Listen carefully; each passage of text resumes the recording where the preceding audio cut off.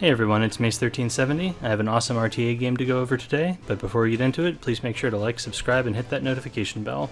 Also, please check the video description below for a link to my Discord. So nearly every Legend RTA game right now has ML Tywin, Basar, LR Krau, etc. So it was really nice to be able to play a game where those heroes were not front and center. So interestingly, the opponent pre-bans Spectre Tenebria here, which is not a common pre-ban, but it does kind of completely shift, how you should be building your team when S10 is banned. It's amazing how, even though she's not in every game, she really heavily influences, I think, how people draft. So I first pick Falconer Clury. I think she gets even better when Spec Tenny is banned, because Clury is a single target unit and can't reach Tenny. The opponent takes FCC and Lilius. The Lilius I assume is to counter my Clury. I don't know if that is a ER Lilius or a Speed Lilius. I see kind of, both in Legend RTA right now, probably 50-50. Maybe not everyone has the gear for ER Lilius, or, she's too squishy to be, viably used outside of that, singular role. So there are still people running Speed Lilius. I take Adventure Wrasse here. I like that with Falconer Clury, with the Clury healing actually provides a good amount of sustain because my Wrasse is on Rise of the Monarch, so he gives somebody a shield, at the end of his turn, and that combined with Clury's healing can really help keep your team alive even if you don't have a dedicated healer. So that kind of matches the sustain from Fallen CC on the enemy side. I take Landy because I think she is a unit that pairs well with both Clury and Wrasse. Clury can lock down, a unit that might be a threat to her, prevent, like a AoE S3 or something along those lines. Wrasse gives defense buff, and then he has the Monarch shield. He can also give her immunity, so he is, I think, a good complement to her. The opponent still has 3 picks left, so they can counterpick Landy, but, her counters are essentially Red Ravi, which I was anticipating, and then AoE units and stuff, so I have 2 more picks as well, so I'm going to be able to react, I think, well to whatever my opponent does in response to Landy, so I'm not super worried about taking her here. I think 3rd pick is usually the earliest that I would pick her, barring exceptional circumstances. So given the Ravi pick, I take Blue Krau. I think that he is really strong into Red Ravi because he can provoke her. Also, whenever she uses her S3 to stun, he has a good chance of just not getting stunned, and eventually he will be able to horse and just kill her, and that makes the fact that she has a bunch of self-healing kind of irrelevant. And then I take Remnant Violet because I don't have to worry about Spectre Tenebria, so Remnant Violet I think is a really good pick here. I also have the Blue Krau, so I don't have to worry about my opponent taking Blue Krau, and he only has 1 more pick left, so I can just ban that pick if it's a strong Rilet counter like Viseria. I also have Flurry as well, so there's really not much my opponent can take here to prevent me from taking Rilet. I think Rilet is really good into Red Ravi. He's also really good into everything my opponent is doing here. He is going to be he's built for the long game, and so I think he was a good choice here. So even though he is good into Red Ravi, I think she is the ban.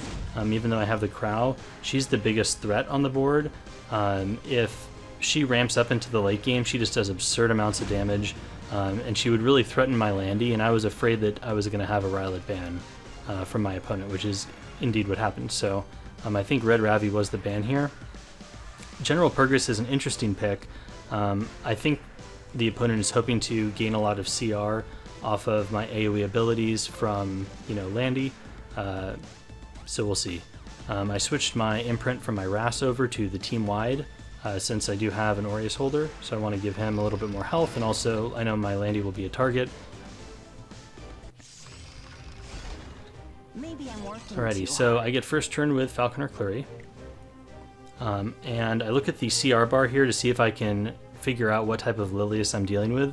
My Wrasse is almost 250 speed, and that Lilius is just right behind him, so I really doubt this is an ER Lilius, so I feel pretty confident about just using my S3.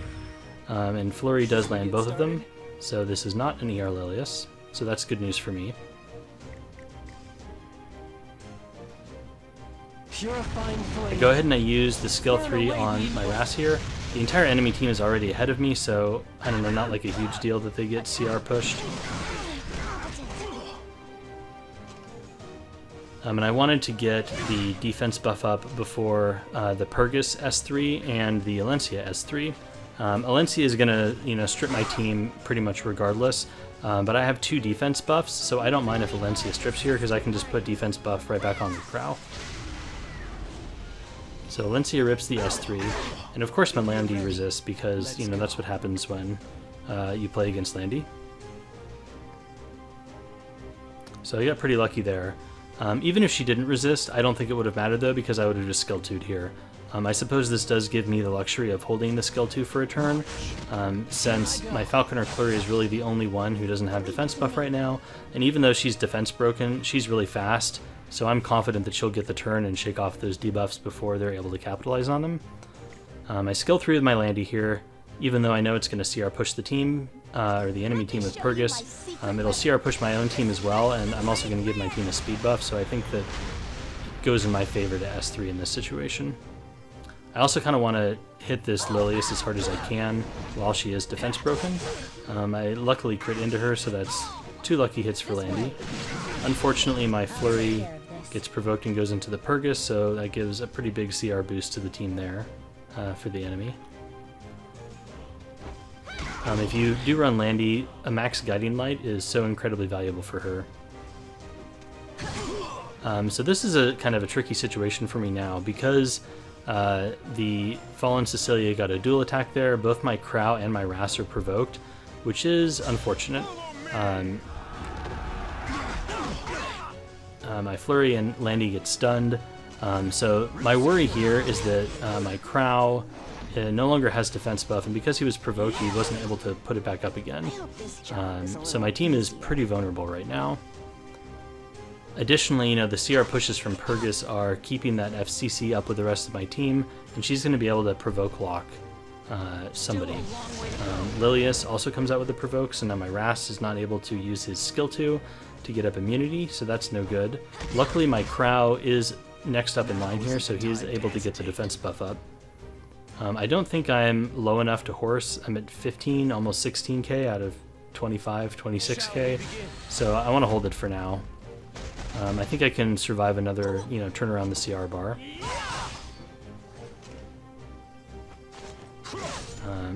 It seemed like the game was really lagging right now. I don't know, ever since the patch, it's been really laggy.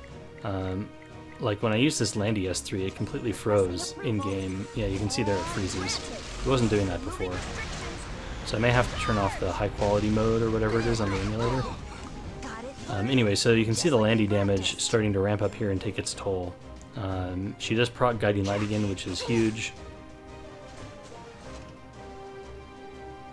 I thought my opponent might skill 3 here from the Fallen CC to break Landy out of stealth, and then maybe could have gone into Landy again with the Lilius. I think that was probably the play. They don't do that though, they just skill 1 into Flurry. I guess they want to prevent her from CR boosting. I get a lucky dual attack. You've made it this far. But no if you do run Landy, I think running her with an Aureus holder is kind of a must. Like, it's really hard to keep her up sometimes. So here I have a decision. I could soul burn the Krau horse just so he turn cycles back around to it. I don't know if I really need to do that though. I could use my souls for Landy just to get even more damage out, and take down a target quickly. Like the Alencia, for example, if it gets low enough. Alencia already has Mind's Eye, so I decided to go into her, but the opponent scoops. So that was GG.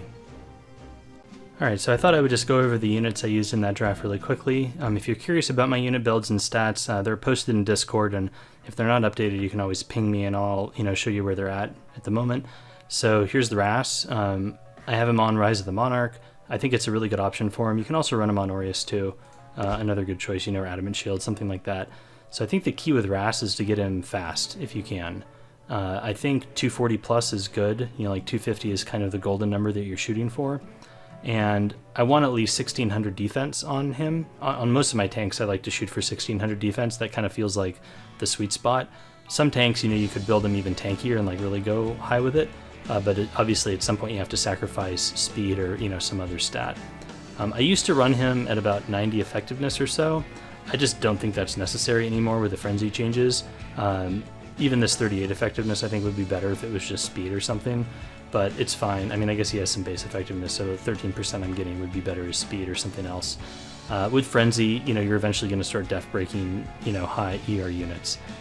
So we can just go through his gear really quick. You're looking for obviously high speed rolls along with health and defense, and that's pretty much the main stats that you're looking for on him.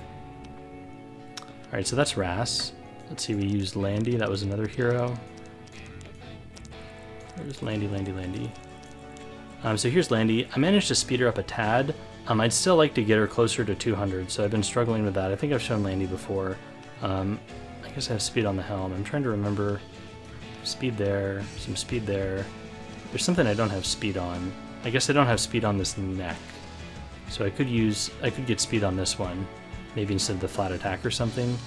Also no speed on the ring either. But I have her on, you know, crit sets and immunity sets, so getting her much higher than this is going to be a little tricky.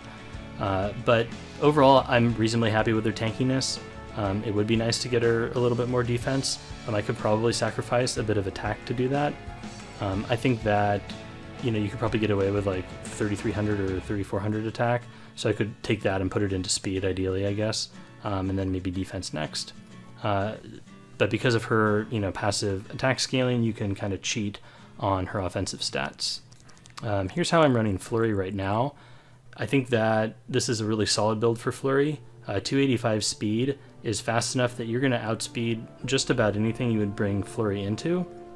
Anything else that will outspeed her either won't matter, you know, so because she has immunity like Cerise or something, or you're facing a cleave team that's trying to take turn 1 and they're going to get turn 1 anyways. So I think 285 is a good number for her. I've tried running her faster with some more effectiveness, but I had to give up some HP to do that. So I found more consistent results with this build. So kind of similarly to Wrasse, I don't think you need effectiveness on her at the moment, just because of the way Frenzy works. ER Lilius can be a problem, obviously, so you have to be aware of that. But even ER Lilius, you can generally just look at the CR bar, and if they're, you know, like around 200 speed, they're on ER. And you just provoke somebody else, and you force Lilius to use her S3, and because of Justice for All, you're eventually going to get speed buff and run laps around the Lilius and be able to capitalize on your S3 anyways. So I wouldn't even consider ER Lilius a super hard counter to Flurry. I like having her high HP because it allows you to really benefit from her passive healing, you know, because of her higher health. And somewhere in her skill tree, I think she heals everyone based off her health as well. She does do damage based off defense, but I think you get a lot more bang for your buck on HP than defense for her. So for her, you're really just looking for speed pieces, and you want defensive stats and stuff like that as well, so that she can go zoom zoom. Alright, so that's Flurry. And Krau. Krau's kind of a work in progress right now. I need to get his effect resistance up. I like his speed, I like his tankiness and defense. I want ER at like around 100 to 150, just to resist provokes and stuff. Yeah, maybe even just a little bit above 100 would be good. He's not my number one priority for gearing, so he has kind of hand-me-down gear in some cases. But this is how I build him. He's not super gear hungry. Like, you can get decent stats on him, and without the best gear. He's an Aureus holder, so he does the job. And then lastly, we have Rilet, who is down here somewhere. Rilet did not get to make an appearance, but I'm running him on Lifesteal right now. And I put him on Violet Talisman. I think it is greedy, but I think this is kind of how you have to run Rilet these days, and just accept the fact that he is no longer like a second or first pick unit like he was last season. And the fact of the matter is that, that's okay, and the meta shifts. So maybe he'll come back again.